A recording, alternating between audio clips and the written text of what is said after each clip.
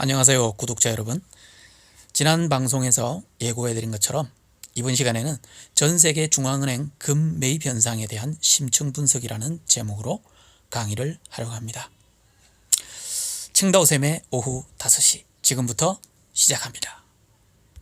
본격적인 강의를 들어가기 전에 다음 강의 예고편을 먼저 살짝 안내해드리겠습니다. 한국은행도 기준금리를 인하할까? 라는 제목의 강의가 준비되고 있습니다. 다음 강의도 많이 기대해 주십시오. 제 강의를 계속해서 듣기를 원하시면 구독 버튼을 살포시 눌러주시면 감사하겠습니다. 자, 그럼 오늘의 강의를 시작해 볼까요? 오늘은 지난 시간에 이어서 전 세계 중앙은행들이 최근 몇 년 사이에 금을 집중적으로 매입하는 현상에 대해서 살펴보고자 합니다. 아주 중요한 내용입니다. 방송이 조금 길더라도 경제 공부하신다 생각하시고 강의를 들어주시면 좋겠습니다.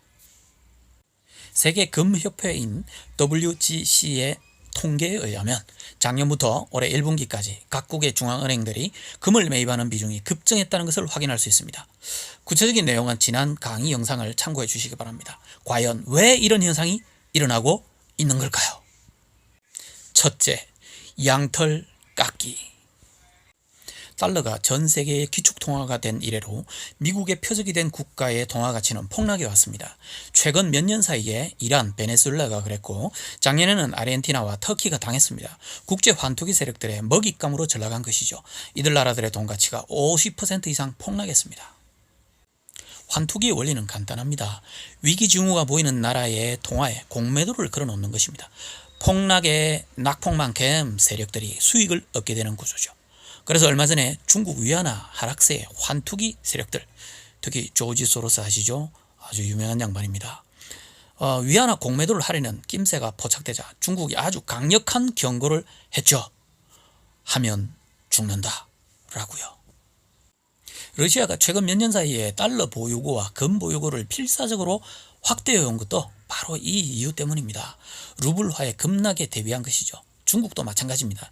세계 1위 달러 외환 보유국이 된 이유가 아이러니하게도 달러의 습격에 대비하기 위한 것이라는 사실. 양털깎기라는 말이 생겨난 것은 바로 이렇게 통화 가치가 폭락한 국가들의 반값 자산들, 기업, 은행, 주식, 부동산 등을 쓸어 담았다가 1, 2년 후에 되팔아서 엄청난 차익을 남기고 떠나버리는 소위 먹튀 투기 세력들, 론스타, 유명한 거 아시죠? 때문에 붙여진 이름입니다. 한번 경제 위기를 겪었던 나라들은 이런 뼈아픈 경험을 반복하지 않기 위해서 철저하게 대비하는 것이죠. 우리나라도 1997년 외환위기를 겪었기 때문에 외환 보유고가 4천억 달러 정도로 대비하고 있지만 금 보유고는 104톤 정도로 부족해 보입니다. 좀 더 사들여야 되겠죠. 둘째, 독일, 이탈리아, 프랑스.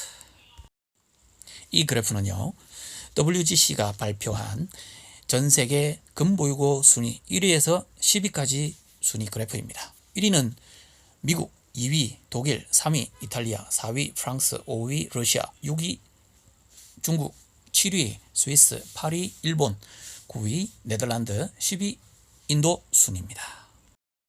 역시 압도적인 1위는 미국입니다. 하지만 우리가 눈여겨볼 대목은요, 2위부터 6위까지의 국가들입니다. 독일, 이탈리아, 프랑스, 러시아, 중국 순인데요. 자, 잘 보십시오. 지금 요 통계표는요, 외환 보유액 순이거든요. 1위가 중국, 2위 일본, 3위 스위스, 이런 순이죠. 근데 여기에 독일이나 이탈리아, 프랑스가 포함되지 않고 있어요. 그 이유는요, 독일, 이탈리아, 프랑스는 외환 보유고 비중의 70% 이상을 금으로 확보하고 있기 때문입니다.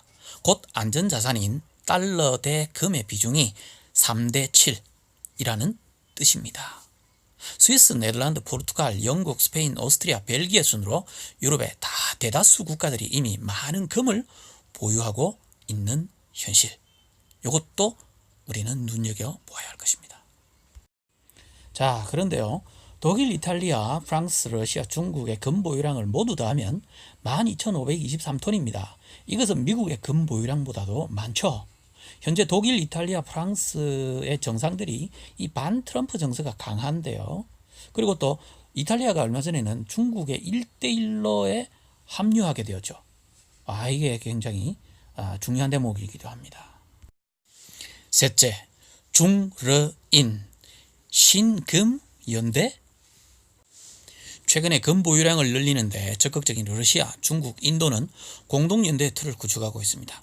신흥경제 대국을 지칭하던 용어였던 브릭스는 이제 유명하죠. 브라질, 러시아, 인도, 중국, 남아공 5개국은 정상회의를 매년 개최하면서 협력을 다져가고 있습니다. SCO라고 들어보셨습니까? 우리말로는 상하이 협력기구라고 보통 알려져 있는데요. 처음 듣는 분들도 계실 겁니다. 하지만 주목할 이유가 충분한 조직인데요. 중국어로는 상하이 합작 조직으로 통칭됩니다. 이 기구는 실은 다자간 안보 협력기구라고 볼 수 있습니다.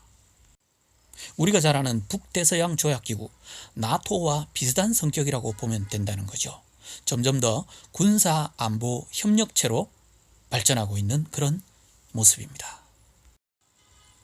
현재 SCO에는 중국, 러시아, 그리고 중앙아시아의 4개국 포함해서 총 6개국이 정식 회원국으로 있고요. 인도, 이란, 몽골 3개국은 옵저버로 참가하고 있습니다.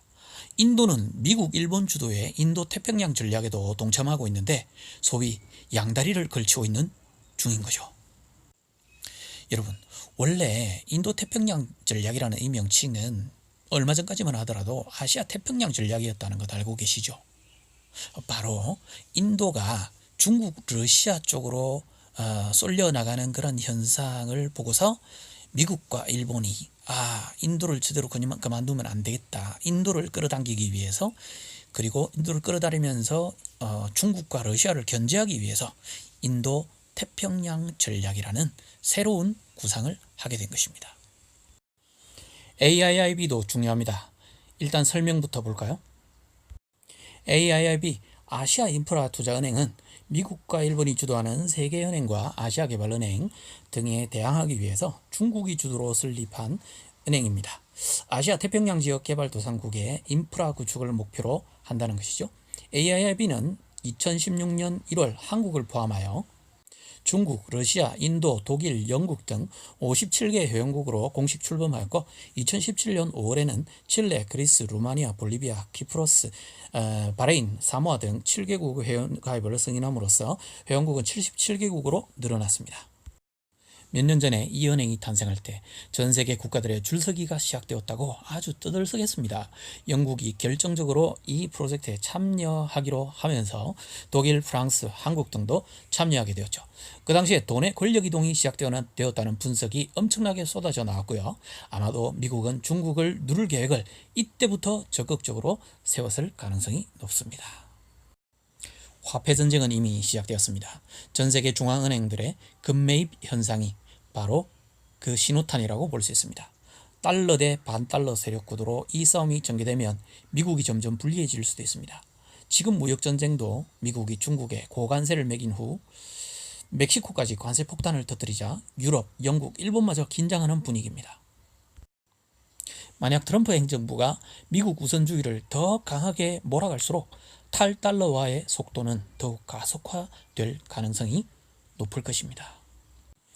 특히 최근의 이란 사태는 표면적으로는 이란의 원유 수출 봉쇄 문제로 보이지만 실은 오일 달러를 던지고 위안화 결제를 하려는 이란에 대한 미국의 대대적인 압박입니다. 만약에 국지전이 일어난다면 이란이 될 가능성이 높습니다.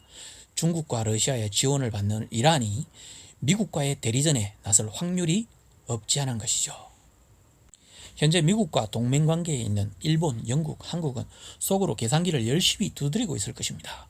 유럽도 마찬가지입니다. 독일, 프랑스 등이 아직은 중립적인 모습이지만 달러의 몰락 징후가 점점 드러난다면 향방을 장담하기 힘들어집니다. 그래서 금을 보유하는 것입니다. 그럼 대한민국은 어떤 대응을 해야 할까요? 한국은행은 조용히 금을 사들일 필요가 있습니다. 티나지 않게 조금씩. 우리 개인은 최고의 안전자산인 금을 위기 대비용으로 확보할 필요가 있습니다. 실물 금, 금통장, 금펀드, 금주식 등등 다 좋습니다. 개인적으로 공부를 좀 많이 하시고요. 제일 마음에 드는 쪽을 선택하시면 될 줄 압니다. 혹시 지금 개인 자산이 달러에 너무 지나치게 치중되어 있는 분이 계시다면 금으로 분산 보유하는 방향을 가져가는 것도 좋을 것이라고 판단됩니다. 올 하반기에 미국 연준의 금리 인하가 진행된다면 달러 인덱스는 점점 더 우하향할 가능성이 높기 때문입니다. 조금 더 쉽게 말하면 달러 가격이 떨어질 가능성이 있다는 것입니다. 물론 이것은 대단히 장기적인 관점에서 바라보아야 할 내용입니다. 혹시나 미중 무역 분쟁이 굉장히 격화되고 또 이란에 진짜 전쟁이 터지게 되고 뭐 이런 어떤 굉장히 최악의 상황이 발생하게 된다면 금이든 달러든 둘 다 대표적인 안전자산이기 때문에 이 안전자산이 동시에 폭등하는 특별히 우리 대한민국 입장에서 볼 때는 더더욱이 그렇습니다. 그렇기 때문에 여러분들께서 현명하게 잘 판단을 하셔야 될 문제인 줄로 압니다.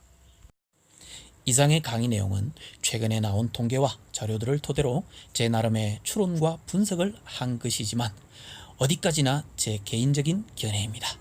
똑똑하신 여러분들께서 취하실 것은 취하시고 버리실 것은 버리시면 좋겠습니다. 긴 강의 들어주셔서 너무나도 감사합니다. 다음 강의 예고 말씀을 한 번 더 드립니다. 한국은행도 기준금리를 인하할까? 라는 제목의 강의가 준비되고 있습니다. 많이 기대해 주시고요. 제 강의를 계속해서 듣기를 원하시는 분들은 구독 버튼 살포시 눌러주시면 감사하겠습니다. 좋아요도 꾹 눌러주시고요. 자, 감사합니다.